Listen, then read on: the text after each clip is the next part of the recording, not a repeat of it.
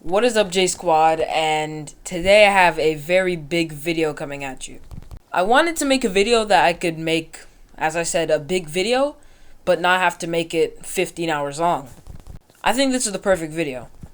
Now, I have my top 10 players list up on the screen right now with two big factors on the bottom. Now let me go over these two rules. Okay, so the first rule is, on this list, longevity played obviously a big part, but it's not everything, you know? And I have some examples that are on the list that I'm not going to go through yet. With the second rule being, this list factors in just about everything in basketball, but the main three things are skill, impact, and winning. Now, one big, huge thing that I want to say before I get into this list is the winning part, and I hope you guys remember this. Now, I know Bill Russell had 11 rings, and he's number 4 on this list, which a lot of people might say is too high. However, the real reason Bill Russell's that high is because the impact and the skill, that is Bill Russell. That's what makes him up. That's what makes him Bill Russell. And one last thing, do not absolutely flame me because Kobe is under Wilton Bill Russell, okay? Because I'm going to go in depth to this list.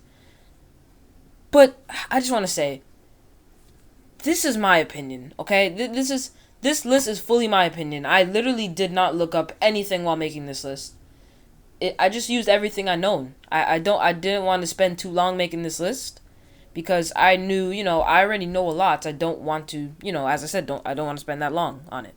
But with all that being said, let's get into the list.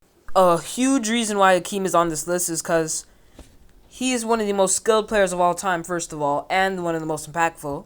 You might be like, he doesn't have 50 rings. Why is he up here?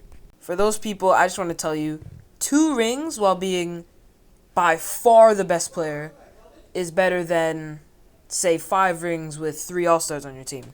I just want you to know that was not a shot at anybody. But yeah, that's basically the reasons why I had Akeem on this list. Just because he was a next level leader, rallier, amazing defender, amazing post work, and really could do everything. Honestly, he could do everything on the court. Okay, now at number 9, Magic Johnson. I was looking at a lot of lists earlier today, and I noticed, Magic is way higher on a lot of lists. Like, I see somewhere he's at 6th, I see somewhere he's at 7th, I see somewhere he's at 5th. I even saw one with him at 4. At 4! I'm not saying Magic isn't a generational talent that we'll probably never see again. Well, I mean LeBron, but, it's just like, I cannot put Magic that high. I can't, it's not like it hurts me to do it, but I feel like that's too high. I feel like him being between Akeem and Shaq is a good spot for him.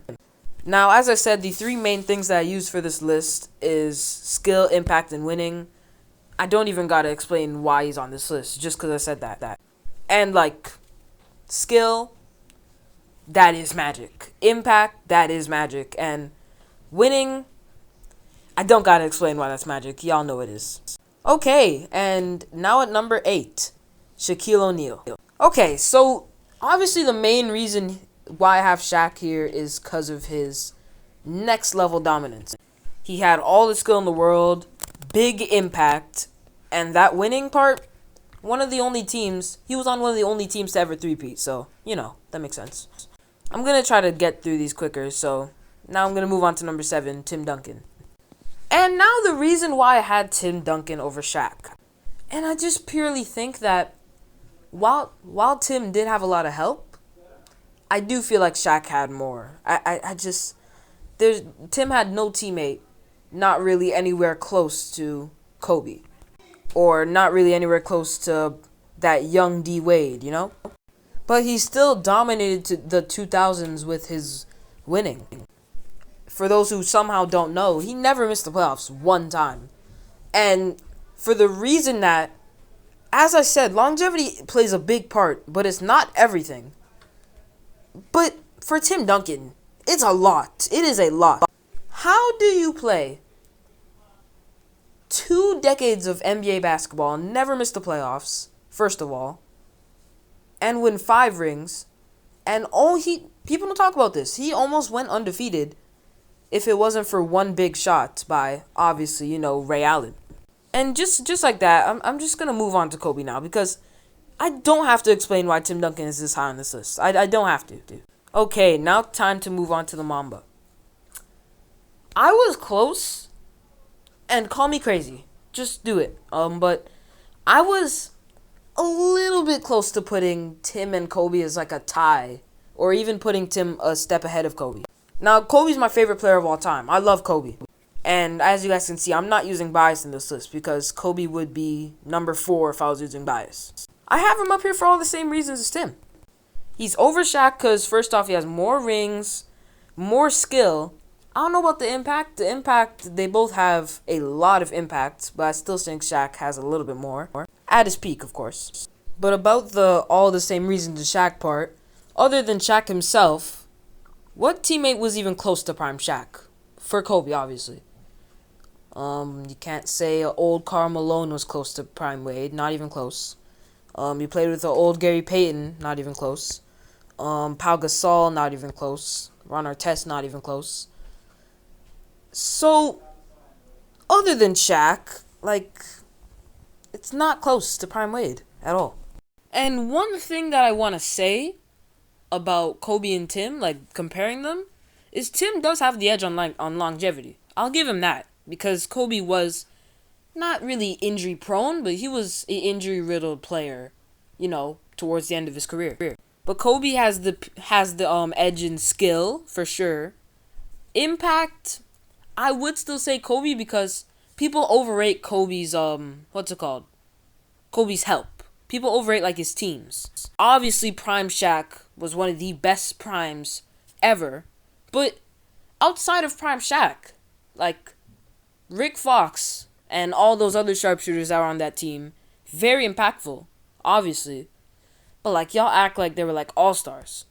Those were not super teams. They three-peated using what they had. They did not have to get another superstar. They used what they had and dominated. So I don't want to see anyone else say they were a super team. Not because of this video, but just because it's not right, And for the winning, as I said, for impact, the Spurs kinda, not saying they didn't need Duncan, because without Duncan, they probably do still win a ring, obviously, 1. But they're not winning 5, nowhere near 5. What I'm trying to say is Kobe had a weaker supporting cast, but they still had the same amount of rings, so it kind of adds up. And I have Kobe over Tim Duncan, not for that reason, but, Okay, now one thing I didn't add in the rules as we move on to Wilt Chamberlain is stats are another they play a huge part in this list, obviously. But stats aren't everything, right? That's another rule. That's a third rule that I didn't put. So, I think you already know what I'm trying to say. Wilt Wilt is on another level of stats that no one will ever come near. Ever. You're probably oh, it's because of the pace. Oh, it's because of, the league was faster. Oh, he's playing against plumbers. I hate seeing those people saying that. It's so it's so dumb. It's so dumb. The fact that he went from being a 44 and 24 guy, 50 and 25 guy, and in one season he was just okay, instead of doing that and getting my buckets, I'll just be Magic Johnson instead. Why not? As he proceeded to average 24, 24, and 8.5.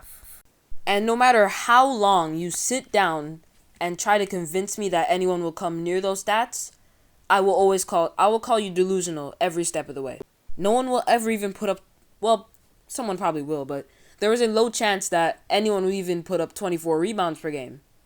But with those 24 rebounds, you're still dishing out nearly 9 assists per game and putting up 24 points. I don't see that happening ever in NBA history until the NBA is banished. But yeah, now let's move on to Bill Russell. Okay, now this will be hard to convince some people for sure, but I'm gonna try it anyways. Bill Russell has obviously less skill than Wilt because of the big scoring gap, like the huge scoring gap. But for impact and winning, it's Bill. It's Bill Russell. Now, winning, everyone's gonna agree with me and say Bill Russell is a better winner than Wilt. Everybody's gonna. But for impact, you guys might give me a weird look and be like, you need to explain that. So that's what I'm gonna go out and do right now. Bill Russell has better impact because this is not throwing shade at Wilt, but Wilt he was the opposite of a passer. I actually saw this stat. I'm bringing up stats again for Wilt, but I actually saw this stat that every 19 field goal attempts that Wilt took, he got an assist, which means he went 19 shots, pass, assist, 19 shots, pass, assist. And when I tell you Bill Russell's literally the exact opposite of that, I mean it every bit. Because I saw this video saying Wilt was kind of a black hole on offense because, yes, he was giving you 50 per game in that season, but it's just the passing. He wasn't giving his teammates that many opportunities to score. So that's why I said him putting up 8.5 assists for a whole season while still putting up 24 points per game is still insane to me. So that's honestly, that's not the only reason, but that is the main reason why I put Bill over Wilt, because Bill was more of a guy to be like, oh, my teammate's open, there, dime, you know? Only 4.3 assists per game for his career, so you're probably like, not that big of a step up from Wilt, but it really is. It really is. Okay, now, I'm gonna do Kareem and MJ at the same time, because I have something to tell y'all. Really, something very interesting. Kareem and MJ, for me, is interchangeable. And for those who don't know what interchangeable means when you make a list, and on that list, say at number 17 and 18, like 18 can be number 17, and 17 can be 18. And 17 can be 17, and 18 can be 18. Like, you can switch them around, and the list will still be right. And that's what I think for Kareem and MJ. And the fact that everyone says that Kareem has this big kind of debate to be in the GOAT conversation, then I don't see why it seems so ridiculous to people to put Kareem over MJ. Now, on this list, I didn't put Kareem over MJ, but I'm saying, if you do that, I won't care. Like, I'll semi-agree with you, you know? I'm not saying this is a tie, but, like, any day I could change my mind and put Kareem over MJ.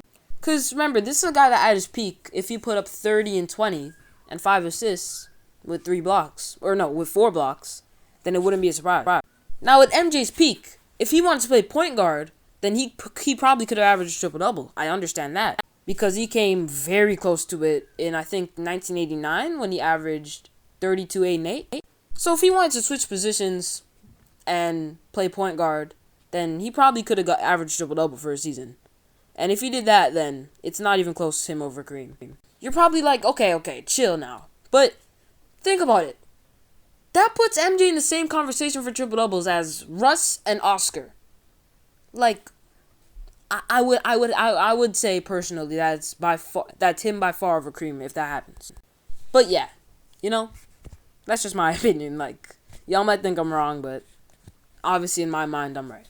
And that's when it comes to an end. I have LeBron James at number 1, and I really have been thinking about this, but for skill, I think MJ is a little bit over LeBron, but impact, obviously MJ was one of the biggest impact players of all time, but I have LeBron at number 1 for that. And for winning, people say, oh, LeBron is, 4 and 6, I think? I'm pretty sure it's 4 and 6. But yeah, people say, like, oh, LeBron is 4 and 6 in the finals, like, he can't win. Stop that, bro. Like, stop it. When I hear that, I kind of just ignore it, like, because when you think about it, that means that he had 4 full more finals appearances than MJ. So, you saying that he's 4 and 6 in the finals is kind of putting it towards LeBron. Because that's only 2 less rings than MJ. Like, that's a big difference, but it's only 2 at the same time. So, like, it's a big difference, but it's not a big difference, you know? And for that reason, for all those reasons I just stated, that's why I have LeBron James over Michael Jordan. Off the top of my head, I'm going to think of guys that could have been on this list. I could have put I definitely could have put Larry Bird up here, but it's close. He's probably 11, I would say. He's probably 11 on this list, but yeah, I would still have Akeem. I'm going to name a bunch of guys that didn't make it that have definitely a case to make it, but I don't think it's top 10, you know? So big shout outs and big honorable mention to Karl Malone, Jerry West, Kevin Durant, Elgin Baylor, Dwayne Wade, and Larry Bird.